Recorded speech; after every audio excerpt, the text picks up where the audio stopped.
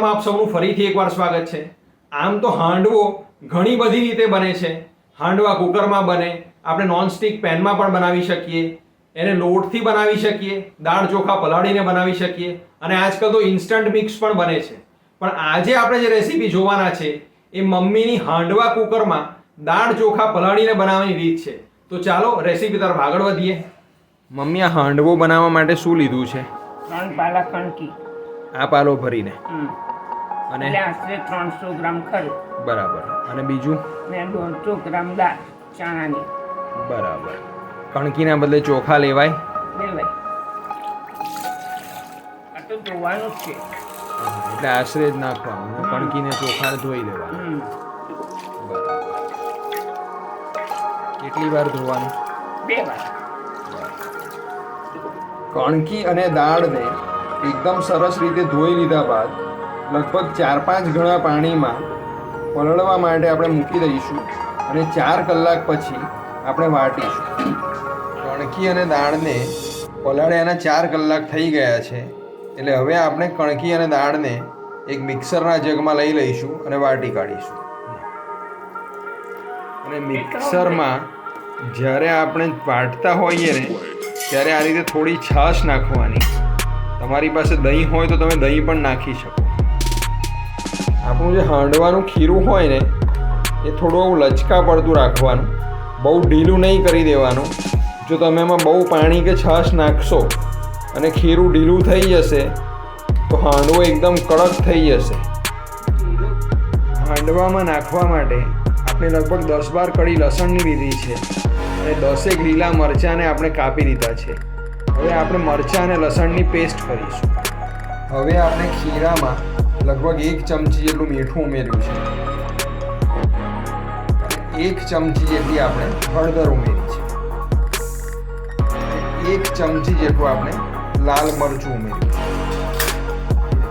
અડધી ચમચી જેટલા આપણે મેથી દાણા ઉમેર્યા છે, 1 ચમચી જીરું અને 1 ચમચી જેટલું આપણે જીરું ઉમેર્યું છે।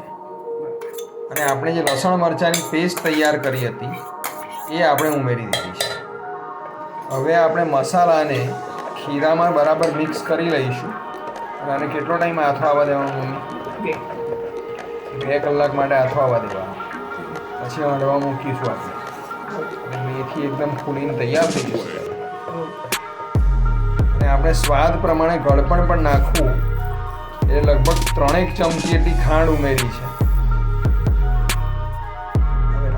આપણે મસાલાને ખીરામાં મિક્સ કરી દીધા બાદ 2 પરી જેટલું તેલ રેડવાનું અને તેલને પણ આપણે ખીરામાં એકદમ સરસ રીતે ભેળવી દેવાનું। હાંડવામાં ઉમેરવા માટે મમ્મીએ 500 ગ્રામની એક દૂધી લીધી છે અને દૂધીને આપણે છીણી નાખીશું। મમ્મી દૂધી સિવાય બીજું શું શું નખાય? મેથીની ભાજી ન થાય, ધાણા નખાય? ધાણા નાખવાય તો નખાય થોડા, પણ એકલા ધોણા ના થાય। મેથીની તો મેથીની ભાજી દૂધી બેનો તો થાય જ ગેલું। હવે આપણે છીણેલી દૂધીને ખીરામાં ઉમેરી દઈશું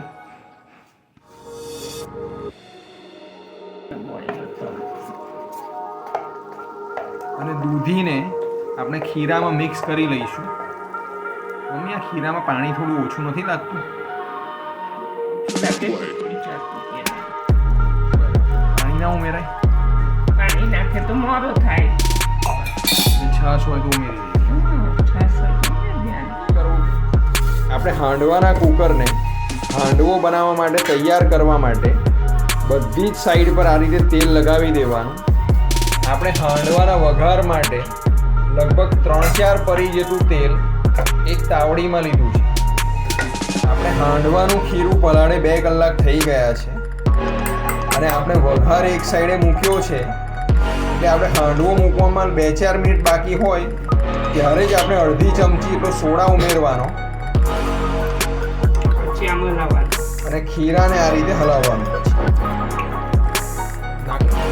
ખીરાને આપણે 1-8 મિનિટ મિક્સ કર્યા પછી આ રીતે હાંડવા કુકરમાં આપણે હાંડવો તૈયાર કરવા માટે ઉમેરી દઈશું અને તેલ ગરમ થઈ જાય એટલે આપણે વઘારમાં થોડી રાઈ ઉમેરવાની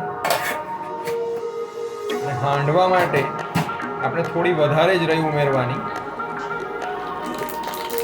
અને રાઈ તળતળવા માંડે એટલે ગેસ બંધ કરી દેવાનો. અને અડધી ચમચી એટલી આપણે હિંગ ઉમેરવાની અને વઘારને આપણે હાંડવા કુકરમાં ચારે બાજુ પાથરી દેવાનું. અને વઘાર નાખ્યા પછી આપણે હાંડવામાં ચારે બાજુ તલ ઉમેરી દેવાના. તલ વઘારમાં કેમ નહીં નાખવાના મમ્મી? બરાબર, તેલમાં બળી જાય વઘારમાં નાખે તો. હવે આપણે તૈયાર છે. આપણે હાંડવા કુકરને આ રીતે રેતી મૂકવાની અને પછી હાંડવા કુકરને ઉપર મૂકી દેવાનું અને લગભગ 1 કલાક થશે આપણને ધીરા ગેસ પર હાંડવો બનાવતા. જુઓ 1 કલાક પછી આપણો હાંડવો એકદમ સરસ રીતે તૈયાર છે અને આ રીતનો થઈ ગયો છે એટલે આપણે ગેસ બંધ કરી દીધો છે. મમ્મી હવે આપણે એને ખાઈ ક્યારે શકીશું? અને ઠંડો પડવા દેવાનો છે. બરાબર. હવે આપણે હાંડવાને એકદમ સરસ મજાની ચા સાથે ખાઈશું.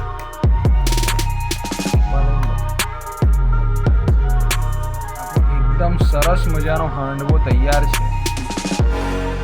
ચાલો જમવા. જો તમને અમારી આ રેસીપી ગમી હોય તો આ વિડીયોને લાઈક કરો, આ વિડીયોને વધુમાં વધુ લોકો સાથે શેર કરો અને આવી જ નવી નવી રેસીપી શીખવા માટે અમારી ચેનલ કુકિંગ કુમારને સબસ્ક્રાઇબ કરવાનું ભૂલતા નહીં. Thank you.